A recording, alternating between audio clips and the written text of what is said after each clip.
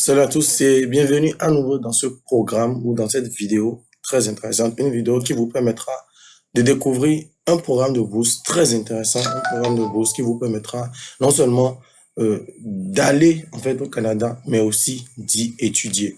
Si c'est la première fois que vous êtes sur notre chaîne, n'oubliez pas de vous abonner, d'activer la cloche de notification pour ne rater les prochaines vidéos et si possible consulter les anciennes vidéos. Il y a beaucoup de contenu qui pourrait vous y intéresser. Sans plus tarder, nous allons rentrer dans le vif du sujet. Alors, de quoi il s'agit? Il s'agit en fait d'une bourse mise en place par le gouvernement du Canada, précisément la province, comment on dit, du Québec. On sait tous très bien que la province du Québec a, comment on dit, a son gouvernement qui est plus ou moins dissocié. Alors, pour être plus pratique et pour ne pas trop parler, nous allons rentrer dans le vif du sujet en tapant québec.ca. Québec, Q-U-E-B-E-C.ca. Alors, on tape québec.ca, on vient sur la page, ça, voilà, comme vous pouvez le voir, Québec. C'est le site officiel du gouvernement du Québec. Et une fois sur le site, nous allons descendre, aller au niveau de éducation et cliquer sur aide financière aux études. Une fois sur cette page, assurez-vous de vraiment suivre exactement ce que nous disons. Assurez-vous de suivre exactement ce que nous disons. Alors, une fois sur ce site, nous allons rechercher une partie, il est dit ici aide financière aux études. Pardon. Là, nous allons descendre doucement, doucement. Voilà. Et là, nous allons voir aide financière pour étudiants étrangers. Vu que nous sommes des étudiants étrangers pour la grande majorité, ceux qui sont ici, qui suivent cette vidéo sont essentiellement des étudiants étrangers. Nous allons cliquer sur aide financière pour étudiants étrangers. Alors, une fois que nous avons cliqué là-dessus, il va nous envoyer encore une autre page où là, il y a plusieurs bourses. Ce qui nous intéresse, ce sont les exemptions des droits de scolarité supplémentaires selon le programme d'études et la région. Pardon, je suis un peu grippé, mais ça va. Alors, une fois sur la page, on va lire, on va faire une petite lecture rapide pour que vous puissiez voir que c'est pas nous le disons, mais c'est un truc qui est écrit. Un nombre limité d'exemptions des droits de scolarité supplémentaires sera accordé à compter de septembre 2023 aux étudiantes et étudiants internationaux inscrits et sélectionnés par une université ou un établissement collégial situé à l'extérieur du territoire de la communauté métropolitaine de Montréal. Ceux-ci devront suivre un programme d'études en français. Donc, le français, c'est pas un souci pour vous puisque vous suivez cette vidéo qui est en français. Dans les secteurs d'emploi identifiés comme prioritaires par le gouvernement canadien. Et ces secteurs sont les technologies de l'information, le génie, la santé et les services sociaux. L'éducation et pour finir, les services de garde éducatif à l'enfance. Grâce à cette exemption, les étudiants et étudiants internationaux sélectionnés par un établissement d'enseignement et qui répondront aux critères paieront les mêmes droits de scolarité que les étudiantes et étudiants québécois. Pardon. Cette mesure prendra effet à la session d'automne 2023. Alors, conditions. N'allons pas perdre du temps parce que nous vous montrons en fait l'opportunité pour que vous puissiez véritablement aller lire. Certes, nous sommes une génération, nous n'aimons pas lire, mais dans la lecture, vous trouverez beaucoup de choses quand même assez intéressantes. Les établissements d'enseignement et programmes admissibles. Comme vous pouvez le voir, on va descendre. Comme vous pouvez le voir, il est écrit beaucoup de choses. Il va falloir lire. Formation collégiale technique, il va falloir véritablement lire. Parce que si on se met à lire, cette vidéo risque de faire des heures, parce qu'il faudra expliquer de façon détaillée un certain nombre de choses. Alors, on descend. Pour les formations universitaires, chaque université admissible est responsable de la région, des exemptions et de la sélection des candidatures. Vous devez communiquer avec l'université de votre choix pour obtenir plus d'informations. Comme vous pouvez le voir, il y a une liste déjà des universités. Université de test, comment on dit, qui est en Temiskaming, oui, voilà. Non, Temiskaming, voilà. Université qui est à Chicoutimi, ainsi de suite, l'université de Laval, tout ça. Alors, il y a aussi les collèges publics que vous pouvez aussi voir. Il y a toute une liste. Donc, prenez la peine de véritablement lire. On va prendre un exemple. On va prendre par exemple l'université du Québec qui est à Rimouski. c'est-à-dire Lucas. Alors, quand on clique là-dessus, vous voyez, j'ai cliqué et là, le site est en plein chargement.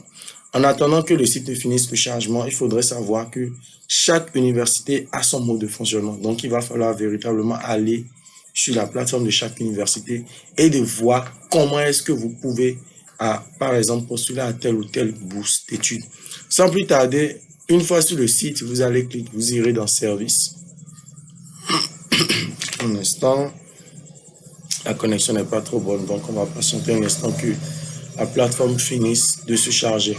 Mais en attendant, vous pouvez voir que quand même Lucas a des distinctions. Bon, bref, chaque université, comme nous l'avons dit tout à l'heure, est a son mode de fonctionnement. Et pour info, il faudrait savoir en fait que les universités, de façon générale, ont, pour pouvoir déposer un dossier en fait auprès de ces universités, vous devez pouvoir payer des frais d'études de dossier pour obtenir l'admission. Donc, quand vous faites une demande, à chaque demande d'admission, il y a un prix. Il y a un montant qui est payé, un montant qui est fixé par l'université. Généralement, ça tourne autour de 80-85 dollars canadiens. Donc, généralement, si vous décidez de saisir, c'est qu'il va falloir juste payer ce montant et faire la procédure. Alors, là, on clique sur Service et ensuite, on va dans Aide financière. On clique sur Service et on va dans Aide financière. Et là encore, on va lire un peu. Le bureau d'aide financière de Lucas offre des services personnalisés d'encadrement pour déposer une demande au programme d'aide financière aux études du ministère de l'Éducation et de l'Enseignement supérieur, évaluer les sources disponibles de financement pour un retour aux études, obtenir une bourse de soutien financier, identifier les pistes de solutions pour les étudiants éprouvant les difficultés financières temporaires. Comme vous pouvez le voir, tout est mentionné là. Vous voyez par exemple, quand on est là, on peut, quand on est sur cette page, voir les autres éléments. Programme, pardon, un instant, je vais descendre légèrement pour qu'on puisse voir la liste. Voilà. Et là, comme vous pouvez le voir, on a programme d'études travail, on a les outils de recherche de bourse, le cas, les programmes d'excellence des options de droits de scolarité supplémentaires exigés aux étudiants étrangers. Dans notre cadre, on est, comment dire, on est à ce niveau où carrément, on vient ici. Bourse d'exemption des droits de scolarité supplémentaires visant l'attraction d'étudiants et d'étudiantes internationaux hors de la communauté métropolitaine de Montréal. C'est ce dont il s'agit. Une fois à ce niveau, c'est très simple, on descend. Et là, vous pouvez lire, pour le trimestre d'automne 2024, Lucas offrira 58 bourses dans le cadre de ce programme. Et vous aurez à lire, vraiment. Programme d'études de Lucas. Le programme s'appliquera à certains programmes d'études de premier cycle, des secteurs d'emploi identifiés comme priorité par le gouvernement du Québec. Vous voyez, c'est pas encore nous on le dit, c'est le gouvernement du Québec. L'université rappelle ce qu'on avait lu de l'autre côté. Alors, déjà, il faudrait savoir que quand on dit baccalauréat ici, c'est la licence. Dans notre jargon courant, c'est la licence. Donc, si par exemple, vous voulez faire une licence en génie civil, vous cliquez sur ça, et vous allez essayer de lire, ainsi de suite, ainsi de suite. Bon, là, on va faire un retour vu qu'on veut pas, pour ne pas trop se plonger dans, dans des détails qui pourraient ennuyer beaucoup de personnes. Alors, là, on clique sur critères de sélection. Là, il dit toutes les demandes admissibles déposées entre le 1er septembre et le 31 décembre 2023, inclusivement, seront considérées pour l'attribution de ces bourses d'exemption. Les programmes seront attribués, tout ça, tout ça. Donc là, il a dit le nombre de bourses est limité à 58 pour le trimestre d'automne 2024, c'est-à-dire pour septembre 2024. Donc si par exemple cette bourse-là vous intéresse, comme parmi tant d'autres les autres bourses offertes par les autres universités, il est important de saisir votre chance. Alors, là, il a dit les personnes sélectionnées paieront les mêmes droits de scolarité que les étudiants québécois. Pour plus de détails sur les frais par trimestre, consultez l'outil de simulation des frais de scolarité. On va peut-être ouvrir ça pour que vous puissiez voir. Sélectionner québécois à la rubrique statut de l'étudiant et indiquer 15 à la rubrique nombre de crédits. Vous voyez, il nous donne beaucoup plus d'informations par rapport au contenu. Alors là, par exemple, on a hiver, il a déjà sélectionné beaucoup de choses. On dit programme, Ici, il nous a dit de prendre un instant, on retourne ici.